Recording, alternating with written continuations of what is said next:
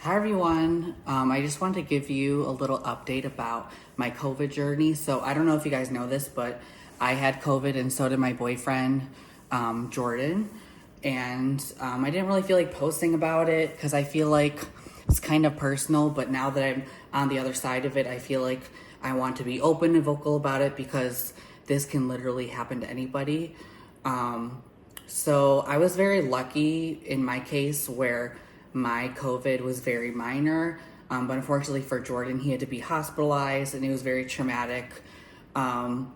So I actually caught it from him. And how did we get it? Jordan works in healthcare. He works in an assisted living facility. And there was someone at his work who had symptoms. They had a cough for like a week and they didn't stay home and they were around everybody. So because they didn't stay home, other people at his job caught the virus and Jordan did as well. And Jordan actually has a heart condition, which is a pre-existing condition that puts him more at risk for things like that. And unfortunately, he had to be hospitalized for 5 days.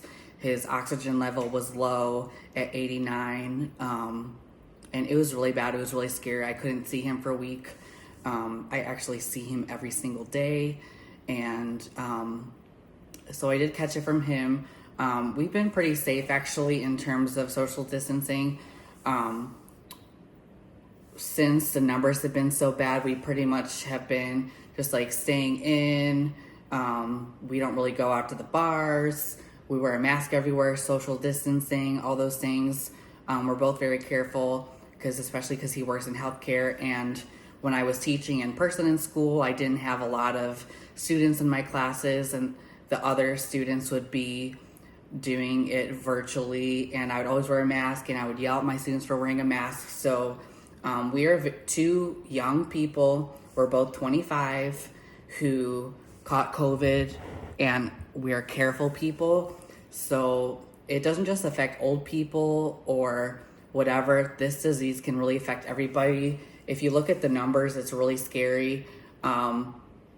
We were both very fortunate that we recovered pretty quickly for the most part. When Jordan was in the hospital, they loaded him up with all these different things. And he didn't get his flu shot this year, and that's why his symptoms were worse. And I did get my flu shot, so I think that's part of the reason why my case was so mild. But I was lucky where mine wasn't very serious. I never lost my sense of taste and smell, but he did. And what's interesting about COVID is that everybody's case is so individualized. Like I have a friend who he lost his sense of taste and smell for 2 months. Versus some people do, some people don't, different degrees. It's very individualized. So we're all good. We're all recovered. We're pretty much living a normal life now, which for me, that means virtually teaching from home. And my job was very supportive of me when I had COVID and they let me teach from home. And I'm fortunate that I was up to doing that. And if you guys know me, I'm very extroverted and social and I don't like to be home alone. It actually has been very hard on my mental health being home alone during this pandemic, but I love my job. I love teaching. It brings me so much joy. It sounds really bad, but it gave me something to live for when I was sick. And I guess there are still remnants of COVID in my body. Like I'm definitely way past the 9 to 10 day mark where you're not contagious. Like I had it pretty much a month ago, but one way that it's affected my body is my endurance, my stamina when it comes to exercise. I definitely don't have that as much. Like if you guys know me, I used to do hot yoga and Pilates. I would do that every day in like a 100-degree room.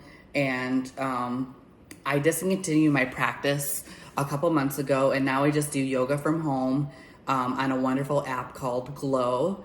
And now I pretty much only do like 5, 10, 15 minutes a day. That's all my body can do. My body will get really tired.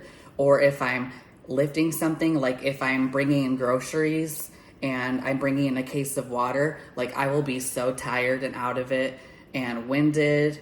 And this is something I experienced when I had cancer as a child, same sort of symptoms. So this disease really affects everybody differently, and I'm sure it has affected everybody in some way in 2020, whether you have someone in your family or you personally have had the disease. But I really encourage you to like end the negative stigma that you're like you can't get it because you're young, yada yada yada, because I'm really young and I got it and I was careful, and same with Jordan. And it doesn't just affect old people. This disease is everywhere. I really want everyone to be as careful as possible. Stay home as much as you can. If you have to go out anywhere, please wear a mask. Please put on your germaphobe glasses and hand sanitize and wash your hands a lot. And just be smart, just be mindful and be respectful, because we're all processing all this differently. It's affected the economy. It's affected a lot of people's jobs. I've been very fortunate where I've had a job throughout 2020 and an income, and I know that's not the case for a lot of people. But yeah, let's end the stigma about COVID, in terms of, I don't know, being so judgy about it, because it really can affect everybody. And don't shun people for their behaviors. There's a way to go about it. Like if one of your friends is doing something that's not very social distance, don't like go off at them. Just be like, hey, I hope you're being safe, wear a mask, yada yada, things like that. There's a way to frame it in a more positive manner.